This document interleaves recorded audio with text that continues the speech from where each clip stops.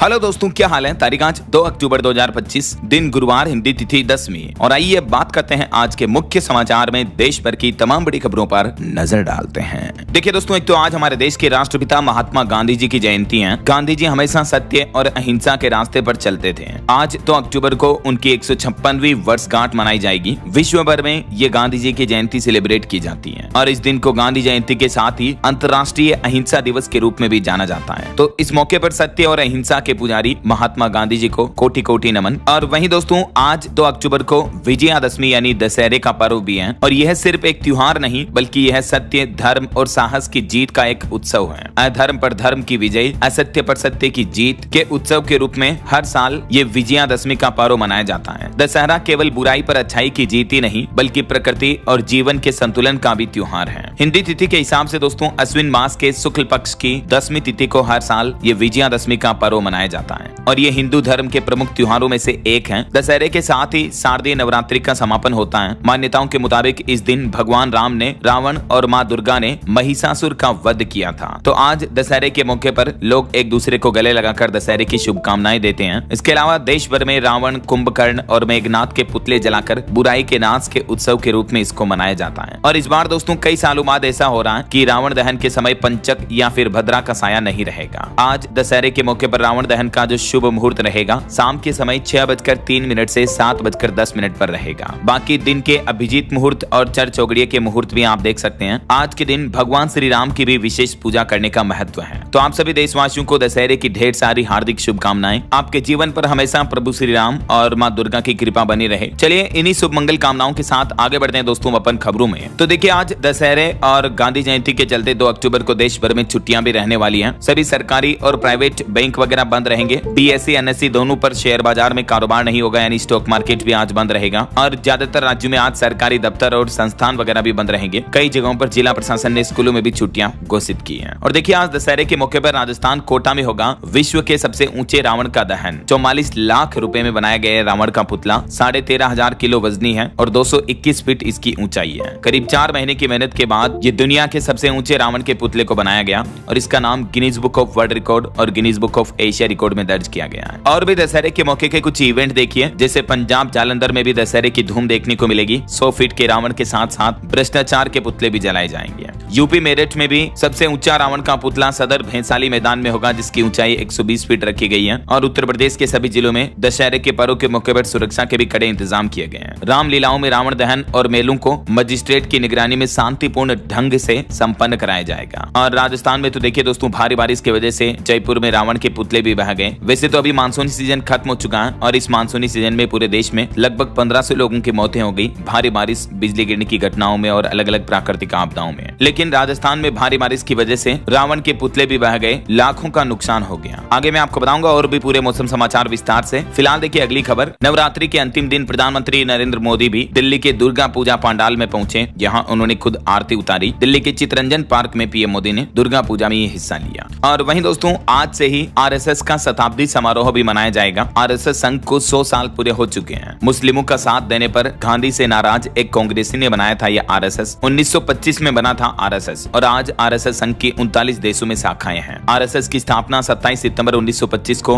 विजयादशमी के दिन ही नागपुर के केशवराव बलिराम हेडगेवार ने की थी। और अभी आरएसएस संघ को 100 साल पूरे हो चुके हैं 2025 में। इस शताब्दी समारोह के मौके पर पीएम मोदी ने कहा कि संघ की 100 वर्षों की यात्रा त्याग, अनुशासन और राष्ट्र सेवा की मिसाल है। पीएम बोले कि घुसपैठियों से चुनौती मिल रही है, लेकिन हमें सतर्क रहना है। संघ के पास डेमोग्राफी में बदलाव रोकने का रोडमैप है। और इस शताब्दी समारोह की शुरुआत के मौके पर पीएम मोदी ने डाक टिकट और सिक्का भी जारी किया। ये देख सकते हैं, इस डाक टिकट पर भी राष्ट्र सेवा के 100 वर्ष 1925 से 2025 लिखा हुआ है। सिक्के के एक तरफ 100 रुपए और सत्यमेव जयते और इंडिया भारत लिखा है, वहीं दूसरी तरफ भारत माता और संघ कार्यकर्ताओं की आकृति उकेरी गई है। साथ में लिखा है राष्ट्रीय स्वयंसेवक संघ आरएसएस के 100 साल। तो ये आरएसएस दशहरा से ही अपना शताब्दी वर्ष कार्यक्रम शुरू कर रहा है, जो कि आज 2 अक्टूबर से शुरू होकर 20 अक्टूबर तक चलेगा। इस दरमियान देश भर में 7 बड़े कार्यक्रम आयोजित किए जाएंगे, है ना। चलिए अगली खबर देखिए। केंद्रीय आईटी मंत्री अश्विनी वैष्णव भी आज 2 अक्टूबर को NIELIT डिजिटल यूनिवर्सिटी और 5 नए NIELIT केंद्रों का शुभारंभ करेंगे। डिजिटल युग की ओर बढ़ता भारत इस कार्यक्रम का मुख्य उद्देश्य रहेगा। चलिए अगली बड़ी खबर देखिए। भारतीय रिजर्व बैंक RBI ने बड़ा ऐलान किया है। अब बेसिक सेविंग्स अकाउंट के ग्राहकों को भी मिलेगी डिजिटल बैंकिंग सेवाएं। बीते दिन 1 अक्टूबर को RBI ने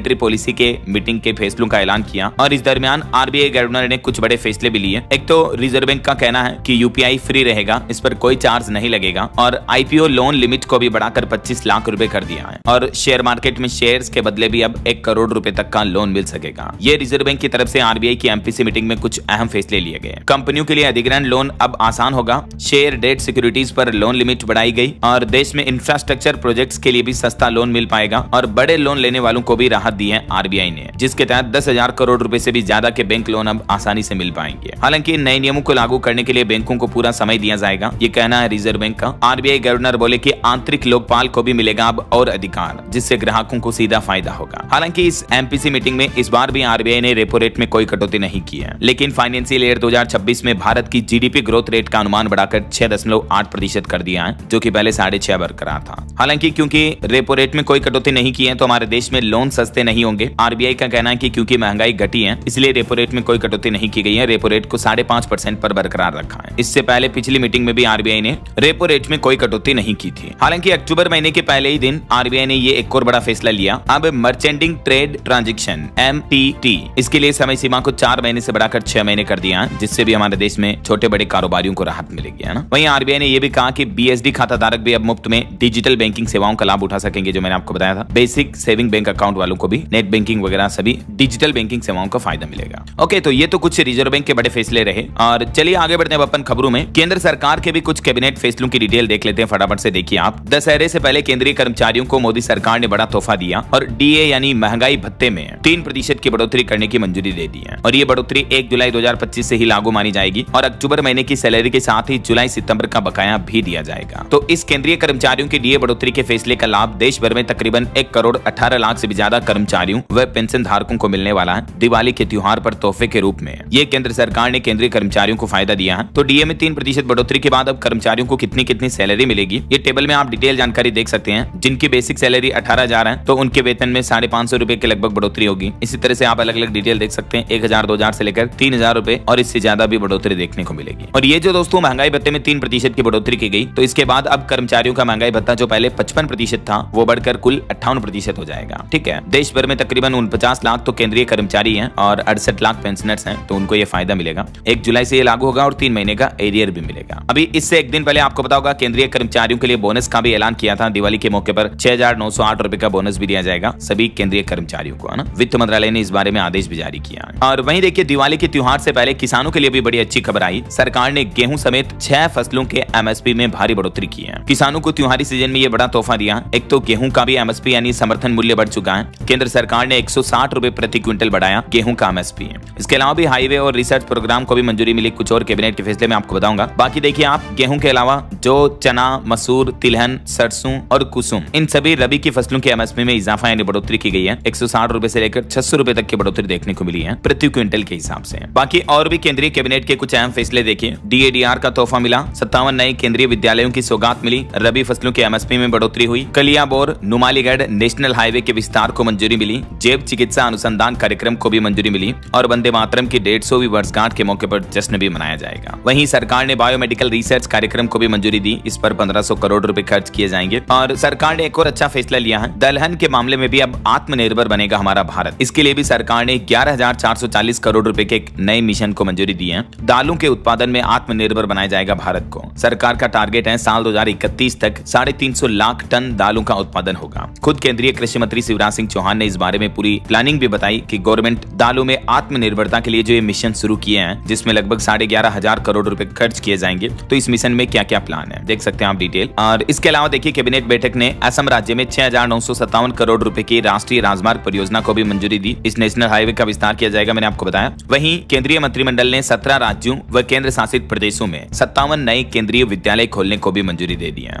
इस परियोजना पर भी 5,863 करोड़ रुपए खर्च किए जाएंगे। तो देश में खुलेंगे 57 नए केंद्रीय विद्यालय भी। इसके अलावा भी केंद्र सरकार ने 9 राज्यों के लिए 4645 करोड़ रुपए की कुछ और परियोजनाओं को मंजूरी दी है। गृह मंत्रालय की तरफ से आपदा से राहत पुनर्निर्माण पर भी ध्यान दिया जाएगा। और उन 9 राज्यों में कौन कौन से राज्य हैं देख सकते हैं आप। असम, केरल, मध्य प्रदेश, उड़ीसा, राजस्थान, उत्तर प्रदेश, बिहार, छत्तीसगढ़ और आंध्र प्रदेश के लोगों को ये लगभग 4,500 करोड़ की पुनर्निर्माण परियोजनाओं का लाभ मिलने वाला है। गृह मंत्री अमित शाह की अध्यक्षता में कैबिनेट मीटिंग में यह फैसला लिया गया है ना। तो ये तो दोस्तों कुछ केंद्रीय कैबिनेट के बड़े फैसले रहे। और चलिए आगे बढ़ते हैं अपन खबरों में। देखिए आप, हमारे देश देश में बुजुर्गों को लेकर एक रिपोर्ट सामने आ रही है कि भारत के ज्यादातर वरिष्ठ नागरिक रिटायरमेंट के बाद भी काम करना चाहते हैं। एजवेल फाउंडेशन की रिपोर्ट में पता चला है कि भारत के वरिष्ठ नागरिकों की आर्थिक सुरक्षा कई कमजोर वित्तीय स्थितियों पर टिकी हुई है। यही वजह है कि लगभग 73% से भी ज्यादा वरिष्ठ नागरिक सेवानिवृत्ति यानी रिटायरमेंट के बाद भी कुछ काम वाम करते रहते हैं, करियर में रुचि रखते हैं। चलिए अगला अपडेट देखिए दोस्तों, जीएसटी टैक्स में कटौती के बावजूद भी सरकार के लिए अच्छी खबर आई है। सितंबर महीने में बीते महीने जीएसटी कलेक्शन 1.89 लाख करोड़ रुपए रहा। बीते महीने सितंबर में जीएसटी संग्रह में 9% तक की बढ़ोतरी देखने को मिली है, जो कि ये बढ़कर लगभग 2 लाख करोड़ रुपए के आसपास पहुंच चुका है। पिछले साल की तुलना में 9.1% की बढ़ोतरी हुई। और वहीं देखिए भारत में अरबपतियों की संख्या भी लगातार बढ़ती जा रही है। इस साल 2025 में हर सप्ताह एक नए अरबपति का नाम जुड़ा है। हुरून इंडिया रिच लिस्ट की रिपोर्ट के मुताबिक देखिए भारत के 1687 लोगों के नेटवर्थ 167 लाख करोड़ रुपए हैं, जो कि देश की जीडीपी का आधा है। और 9.5 लाख करोड़ रुपए के साथ अंबानी परिवार अभी हमारे देश में सबसे अमीर है। मुकेश अंबानी एक बार फिर से भारत के सबसे रिचेस्ट पर्सन घोषित हुए। गौतम अडानी दूसरे नंबर पर हैं और पहली बार टॉप 3 में एक महिला शामिल हुई, वह है रोशनी नादर, जो HCL का कारोबार संभालती हैं। और भी भारत के टॉप 10 नेटवर्थ के हिसाब से रिचेस्ट पर्सन की लिस्ट आप देख सकते हैं स्क्रीन पर इस टेबल में, है ना। और बॉलीवुड इंडस्ट्री में भी दुनिया के सबसे अमीर एक्टर बने शाहरुख खान। इनकी नेटवर्थ लगभग 12,500 करोड़ रुपए हो चुकी है। और जूही भारत की सबसे रईस एक्ट्रेस हैं। Karan Johar, Amitabh Bachchan Hurun rich list 2025 में शामिल हुए। सेलिब्रिटी रैंक 2025 के टेबल भी डेटा आप देख सकते हैं। चलिए अगली खबर आ रही है, राजस्थान स्टाम्प एक्ट में सरकार ने बड़ी राहत दी है। स्टाम्प ड्यूटी छूट की समय सीमा को 31 दिसंबर 2025 तक बढ़ा दिया और इससे लाखों लोगों को फायदा होगा। और वहीं बैंकिंग न्यूज से खबर देखिए, इस बड़े बैंक ने ग्राहकों के लिए खुशखबरी दी। बचत खाते पर अब मिनिमम बैलेंस की अनिवार्यता को खत्म कर दिया। दरअसल इंडियन ओवरसीज बैंक की तरफ से भी सेविंग अकाउंट पर अब मंथली एवरेज बैलेंस, जो मिनिमम बैलेंस मेंटेन करना पड़ता है, वो नहीं करना पड़ेगा। 1 अक्टूबर से ही ये रिक्वायरमेंट खत्म करने का फैसला किया है बैंक ने। और वहीं देखिए बड़ी खबर, लेबनान में भारत की खास पहल, व्यापार और पर्यटन को बढ़ावा देने के लिए सेमिनार आयोजित की गई। बेरूत में भारत में पर्यटन और व्यापार को बढ़ावा देने के लिए ये कार्यक्रम का आयोजन हुआ। वहीं खबर देखिए, भारत के सबमरीन की साउथ चाइना सी में सफल टेस्टिंग हुई। DSRV टाइगर एक्स को मित्र देशों की सबमरीन के साथ डॉक किया गया। भारतीय नौसेना ने सिंगापुर नौसेना के साथ ये सफलतापूर्वक ऑपरेशन टेस्ट किया और इससे हमारी इंडियन नेवी की ताकत और बढ़ेगी। वहीं HAL कंपनी को भी अमेरिका से तेजस का चौथा इंजन मिल चुका है। वायुसेना को नवंबर में 2 तेजस मार्क 1A फाइटर जेट मिलेंगे। 2028 तक टोटल 83 विमान देने हैं। और खबर देखिए, जम्मू कश्मीर के पूर्व मुख्यमंत्री महबूबा मुफ्ती ने कहा कि भाजपा कश्मीरियों को बंदूक का डर दिखा रही है। वो बोली कि लोगों को जबरन राष्ट्रगान के लिए खड़ा किया जा रहा। 15 युवक पुलिस हिरासत में हैं। वहीं कांग्रेस अध्यक्ष मल्लिकार्जुन खड़गे अभी बेंगलुरु के अस्पताल में भर्ती हैं। उनके बेटे ने कहा कि डॉक्टरों ने पेसमेकर लगाने की सलाह दी, इसलिए एडमिट किया गया। हालांकि उनकी हालत स्थिर बताई जा रही है। वहीं देखिए बड़ी खबर दोस्तों, चैतन्यानंद स्वामी के ठिकाने से इस तरह के गंदे खिलौने मिले और गंदे वीडियो वाले CD, पेन ड्राइव वगैरह ये भी बरामद हुए हैं। और उनके कमरे से इस तरह के बड़े लोगों के साथ के फर्जी फोटो भी बरामद हुए हैं, जो एडिट करके फोटो बनवाए हुए थे। PM मोदी और पूर्व अमेरिकी राष्ट्रपति बराक ओबामा के साथ फर्जी तस्वीरें बनवा रखी थी। कई नेताओं के साथ और फर्जी तस्वीरें भी बरामद हुई। अभी एक दिन पहले आपको पता होगा अश्लील चैट भी सामने आई थी। स्वामी चित्तानंद सरस्वती को अभी गिरफ्तार कर लिया गया, जिन पर 17 छात्राओं ने यौन शोषण के आरोप लगाए। और खबर देखिए, लद्दाख के पर्यावरण कार्यकर्ता सोनम वांगचुक की पत्नी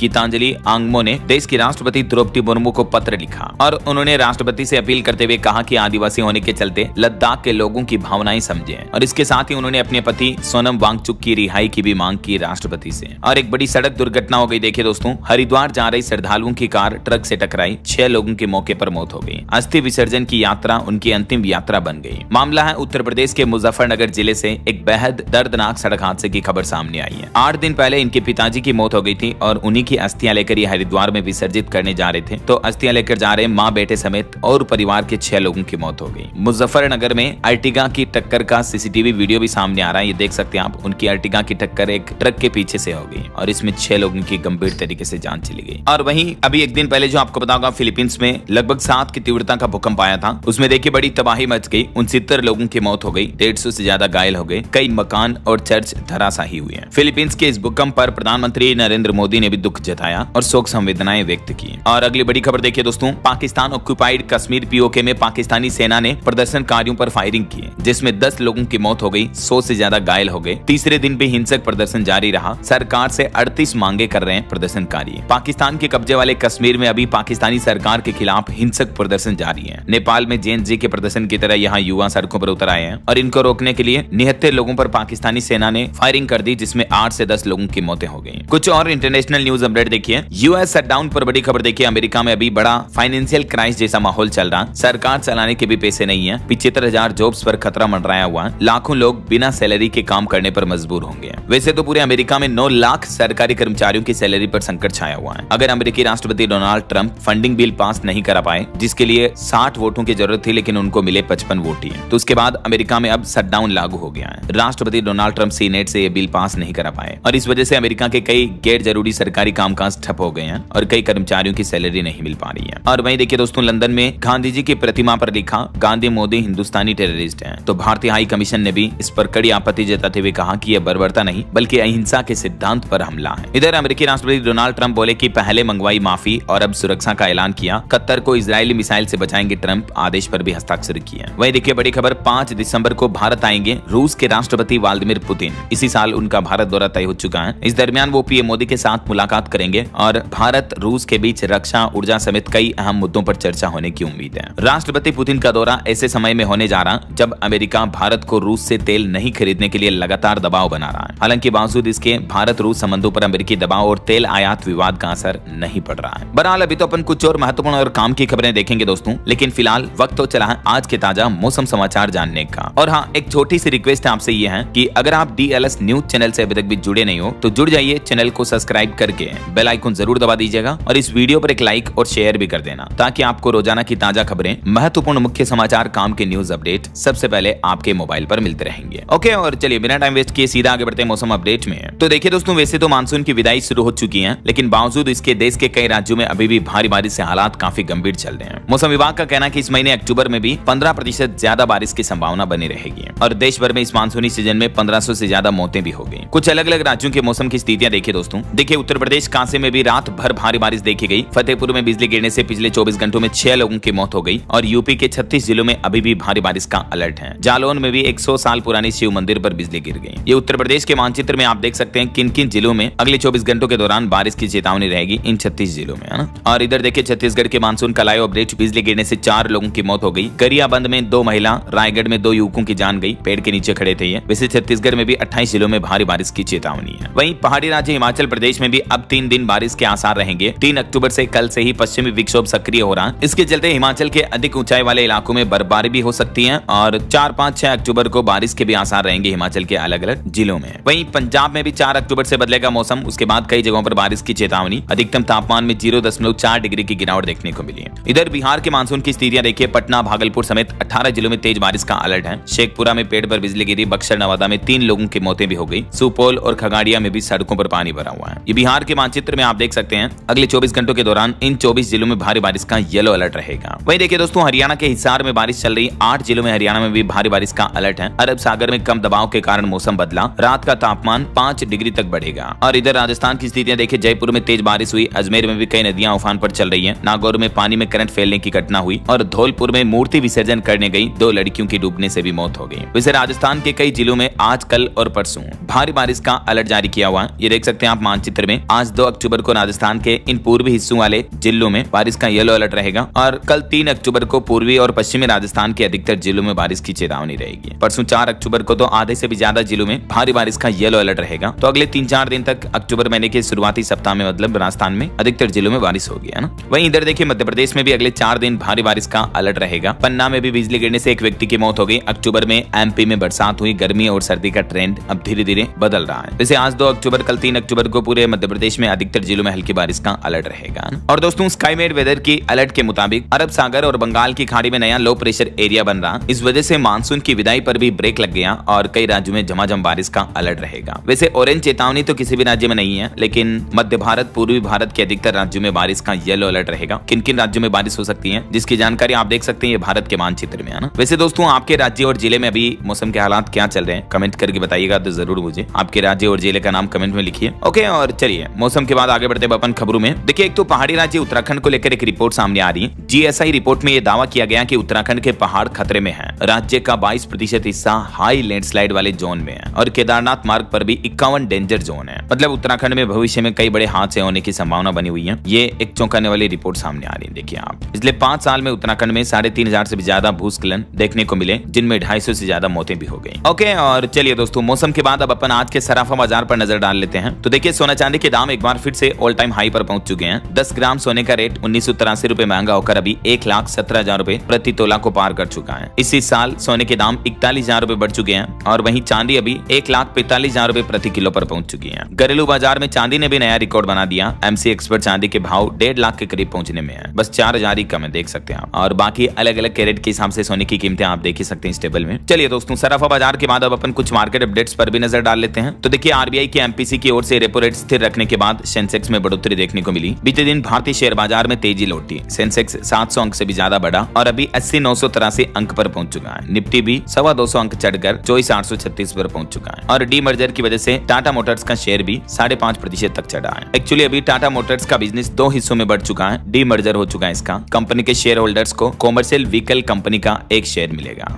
और बाकी निवेशकों के लिए खबर आ रही दोस्तों, टाटा कैपिटल और एलजी इंडिया भी आईपीओ लॉन्च करने के लिए तैयार है। टाटा कैपिटल का आईपीओ जो है 15,000 करोड़ से ज्यादा का होगा, 6 से 8 अक्टूबर तक खुलेगा। वहीं एलजी इलेक्ट्रॉनिक कंपनी भी अपना आईपीओ 7 अक्टूबर को ओपन करेगी। मौजूदा निवेशक 15,000 करोड़ रुपए के शेयर बेच रहे हैं, तो कंपनी आईपीओ ला रही है। ये एक टीवी, फ्रिज, वॉशिंग मशीन जैसे प्रोडक्ट्स बनाती बेचती है कंपनी, है ना। और देखिए मार्केट रेगुलेटर सेबी ने लॉन्च किया मित्रा प्लेटफॉर्म। और दोस्तों इस प्लेटफॉर्म के जरिए आपको एक क्लिक में पता चल जाएगा कि कौन सा इनएक्टिव म्यूचुअल फंड है। और वहीं भारतीय रिजर्व बैंक आरबीआई ने एक बड़ा ऐलान किया है। अब आईपीओ में पैसा लगाने के लिए 25 लाख तक का लोन मिलेगा। मैंने आपको बताया ना, आरबीआई ने एमपीसी मीटिंग के बाद ये फैसलों की घोषणाएं की हैं। अब शेयर गिरवी रख करके भी ऋण सीमा को बढ़ाकर 1 करोड़ रुपए करने का प्रस्ताव रखा है। वहीं एक रिपोर्ट सामने आ रही कि निवेशक हिंदी में चाहते हैं वित्तीय शिक्षा। म्यूचुअल फंड में भी 52% लोग निवेश करना चाहते हैं। और सरकार का एक बड़ा कदम देखिए, 25 विदेशी क्रिप्टो कंपनियों को पीएमएलए एक्ट के तहत नोटिस भेजा गया। पीएमएलए यानी मनी लॉन्ड्रिंग रोकथाम एक्ट के अधिनियम के तहत नियमों का पालन न करने की वजह से क्रिप्टो कंपनियों को यह नोटिस भेजा है भारत सरकार ने। इनमें सिंगापुर की CoinW, यूके की BTCC और अमेरिका की पेक्सफुल जैसी बड़ी फर्में भी शामिल हैं। क्रिप्टो करेंसी जैसी डिजिटल संपत्तियों के कारोबार और हस्तांतरण की सेवा देने वाली ये 25 विदेशी कंपनियों पर सरकार ने नोटिस दिया है। ओके, और चलिए आगे बढ़ते हैं दोस्तों अपन खबरों में। देखिए खेल जगत से अच्छी खबर आ रही। यशस्वी जायसवाल टाइम मैगजीन के टॉप 100 उभरते सितारों में शामिल हुए।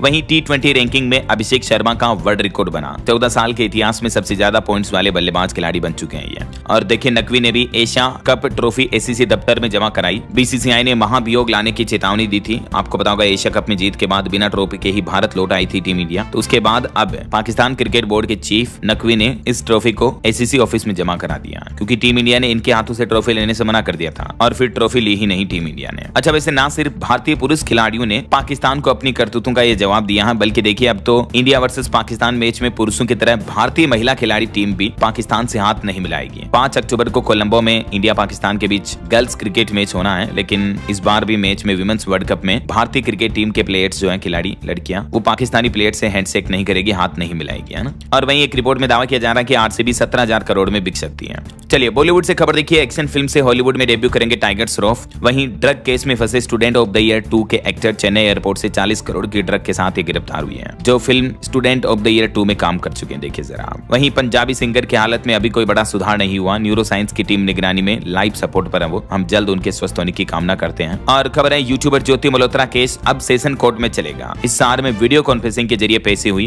पाकिस्तान के लिए जासूसी करने के आरोप में ये पकड़ी गई थी, आपको पता होगा। और ऑटो इंडस्ट्री से खबर आ रही, इंडियन मार्केट में इस महीने आएगी 6 कारें। महिंद्रा थार और बोलेरो का फेसलिफ्ट मॉडल भी देखने को मिलेगा। वहीं साउथ एक्टर विजय ने अब राज्य का दौरा रद्द किया। करूर भगदड़ मामले के बाद सरकार ने हादसे के वीडियो भी जारी किए। डिप्रेशन में टीवी की पार्टी के कार्यकर्ता ने जान भी दे दी। और एनसीआरबी की एक चौंकाने वाली रिपोर्ट सामने आ रही कि 2023 में हमारे देश में क्राइम 7% तक बढ़ा। हत्या के मामले में उत्तर प्रदेश, दुष्कर्म के मामले में राजस्थान सबसे आगे हैं। महिलाओं के खिलाफ अपराध भी 10 सालों के रिकॉर्ड तोड़ चुके हैं। पिछले 10 सालों में ज्यादा बढ़ोतरी देखने को मिली है वुमेन्स क्राइम में। ये कुछ डेटा भी आप देख सकते हैं अलग अलग तरह के क्राइम के। और वहीं 2023 में दहेज अपराधों में भी अप्रत्याशित बढ़ोतरी देखने को मिली है। 15,000 से ज्यादा केस आए। देश में दहेज जैसी कुप्रथा अभी भी खत्म होने का नाम नहीं ले रही है। ये राष्ट्रीय अपराध रिकॉर्ड ब्यूरो गृह मंत्रालय की तरफ से डेटा जारी किया गया है। चलिए मोबाइल फोन लॉन्चिंग पर खबर आ रही। Realme 15X स्मार्टफोन भारत में लॉन्च हुआ। शुरुआती कीमत इसकी 16,999 है। वहीं खबर देखिए, देश की राजधानी दिल्ली के सरकारी स्कूलों में पढ़ाई जाएंगे अब सावरकर, RSS और स्वाधीनता सेना सेनानियों के चैप्टर्स भी जुड़ेंगे। कक्षा पहली से 12वीं तक के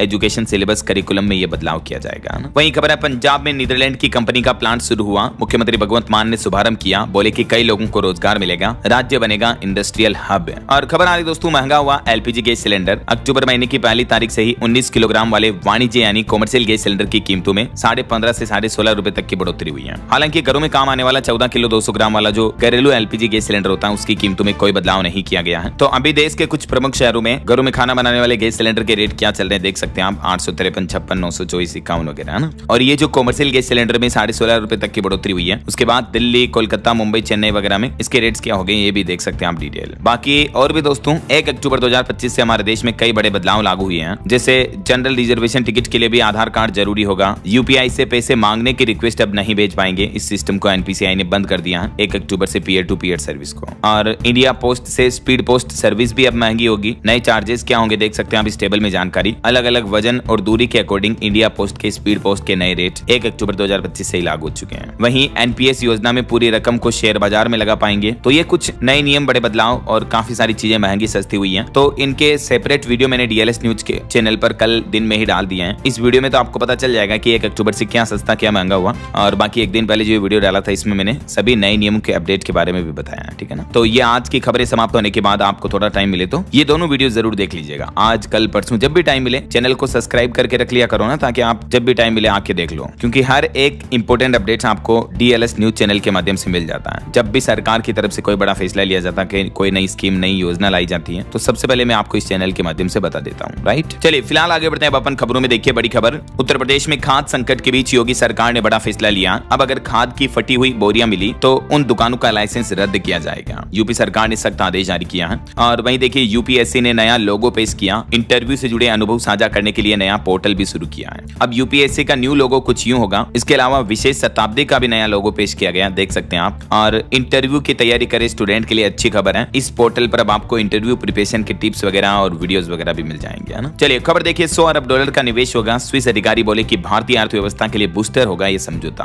भारत और यूरोपीय मुक्त व्यापार संघ EFTA के बीच जो कल 1 अक्टूबर से ही मुक्त व्यापार समझौता लागू हो चुका है, तो इसको लेकर स्विस अधिकारी का ये कहना है। वहीं देखिए भारतीय स्टेट बैंक SBI के क्रेडिट कार्ड होल्डर्स को बड़ा झटका लगने वाला है। एजुकेशन पेमेंट और वॉलेट लोड करना महंगा होगा। 1 नवंबर से ही SBI कार्ड के कई सारे चार्जेस बढ़ने जा रहे हैं और नियम बदलने जा रहे हैं। मैंने आपको डिटेल जानकारी बताई थी, इसके बारे में शायद आपको बता दो। और वहीं खबर आ रही है, राजस्थान जयपुर से चल रही देश की पहली अमृत भारत एक्सप्रेस ट्रेन, न्यूनतम किराया सिर्फ 35 रुपए है इसका। 3 अक्टूबर से ये ट्रेन सेवा रेगुलर शुरू हो जाएगी, जो कि बिहार दरभंगा से अजमेर तक जाएगी, है ना। वहीं खबर है 3 अक्टूबर को बिहार के मुख्यमंत्री नीतीश कुमार की कैबिनेट बैठक भी होगी। इसमें भी कई योजनाओं पर मुहर लग सकती है। और खबर देखिए, भारतीय रुपया जल्द ही बनेगा इंटरनेशनल करेंसी। आरबीआई की तरफ से ये गजब का प्लान बनाया गया है। दरअसल भारतीय रिजर्व बैंक आरबीआई का कहना है कि भारत के बैंक अब नेपाल, भूटान और श्रीलंका को रुपयों में कर्ज दे पाएंगे। ये कर्ज खास करके व्यापार के लिए अवेलेबल होगा। आरबीआई के गवर्नर संजय मल्होत्रा ने कल एमपीसी मीटिंग के ऐलान के दौरान ये बड़ा फैसला लिया और बड़ी घोषणा करते हुए कहा कि ट्रम्प टैरिफ के बीच अब रुपये के इस्तेमाल लेन देन में बढ़ोतरी की जाएगी, है ना। और वहीं यूएस टैरिफ के बीच दोस्तों भारतीय फर्नीचर निर्यातकों के लिए भी राहत भरी खबर आई। अमेरिकी टैरिफ 50% से घटकर 10 से 25% हो चुका है, ये कई तरह के आइटम्स पर। और एक रिपोर्ट सामने आ रही, बेरोजगारी और अल्प रोजगार की दोहरी चुनौती से जूझ रहा भारत का श्रम बाजार और इसको उबारने के लिए 12.25% के लगभग विकास दर चाहिए।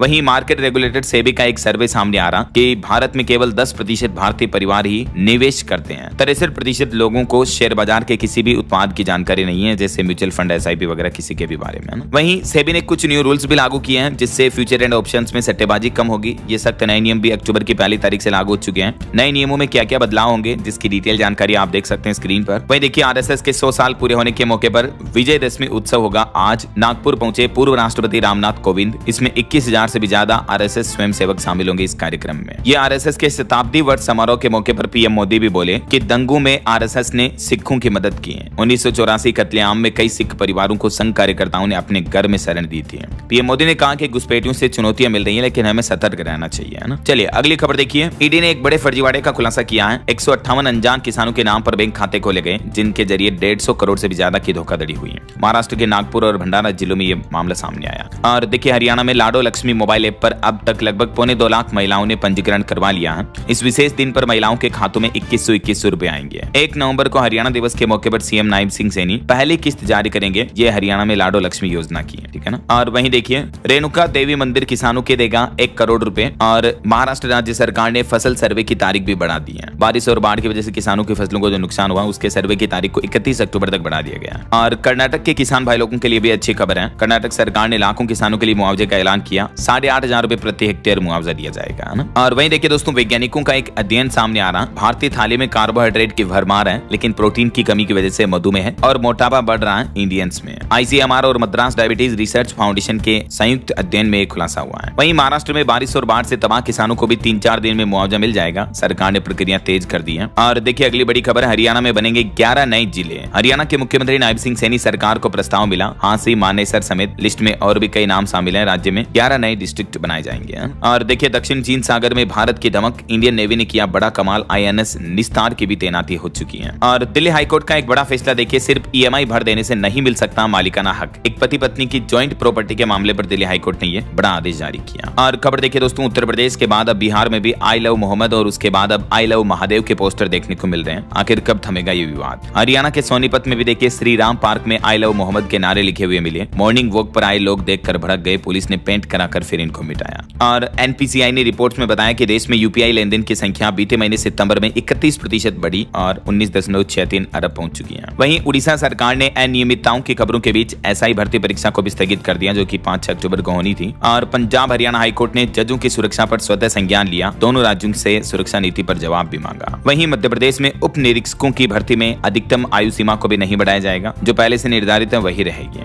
और यूपी के कुछ अपडेट देखिए दोस्तों, दिवाली से पहले उत्तर प्रदेश के सरकारी कर्मचारियों को बड़ा तोहफा मिलेगा। DA और बोनस को लेकर एक बड़ा अपडेट सामने आ रहा। यूपी के 15 लाख कर्मचारियों और शिक्षकों को योगी सरकार ये बोनस और महंगाई भत्ते का तोहफा देगी जल्दी। रिपोर्ट्स के मुताबिक 7वें वेतनमान वाले कर्मचारियों का DA 55% से बढ़कर 58% हो जाएगा ना। तो केंद्र सरकार के बाद अब यूपी सरकार भी ये बोनस वगैरह और महंगाई भत्ते में बढ़ोतरी का फैसला ले सकती है दिवाली से पहले। और खबर है दोस्तों, उत्तर प्रदेश में 8-9 अक्टूबर को लगभग 8 ट्रेनें तो कैंसिल रहेगी और 10 ट्रेनों के समय में भी बदलाव होगा। आगरा रूट पर चलने वाली ये ट्रेनें हैं। और वहीं देखिए उत्तर प्रदेश की जनता के सुझावों से तैयार होगा विकसित यूपी 2047 का विजन डॉक्यूमेंट। कृषि के क्षेत्र में AI यानी आर्टिफिशियल इंटेलिजेंस, IoT यानी इंटरनेट ऑफ थिंग्स और मंडियों के मॉडर्नाइजेशन पर भी अब जोर दिया जाएगा। वहीं खबर है उत्तर प्रदेश के सीतापुर के महमूदाबाद में 80 एकड़ जमीन पर बनेगा इंडस्ट्रियल पार्क। 3 जिलों के किसानों को इसका बेनिफिट मिलेगा। सीतापुर, बहराइच और बाराबंकी के किसानों को इसका फायदा होगा। और बिहार के कुछ अपडेट देखिए, नीतीश कुमार ने नरकटियागंज में पंचायत सरकार भवन और कन्या विवाह मंडप का शिलान्यास और उद्घाटन किया। रेलवे ने भी बिहार वासियों को दिवाली गिफ्ट दिया। नई रेल लाइन से मगध और शाहबाद क्षेत्र को मिलेगी गति। और बिहार विधानसभा चुनाव से पहले केंद्र सरकार ने भी बड़ी सौगात दी। बिहार में कुल 19 केंद्रीय विद्यालय खोले जाएंगे। 16 जिलों में ये टोटल 19 नए स्कूल खुलेंगे। तो चुनाव से पहले मोदी सरकार ने भी ये फैसला लिया। और वहीं रिपोर्ट सामने आ रही कि 5 अक्टूबर को बीजेपी भी ज्वाइन कर सकते हैं पवन सिंह। चलिए अगली खबर आ रही है, 70वें फिल्म फेयर अवार्ड को होस्ट करेंगे बॉलीवुड एक्टर शाहरुख खान। अहमदाबाद में होगा ये भव्य समारोह 11 अक्टूबर को।